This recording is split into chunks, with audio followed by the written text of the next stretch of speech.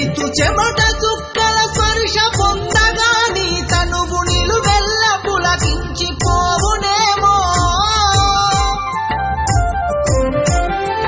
తన చేయి నీ ఎదలను తాకగానే నీవు నిండు ముత్తైదువైపోదువేమో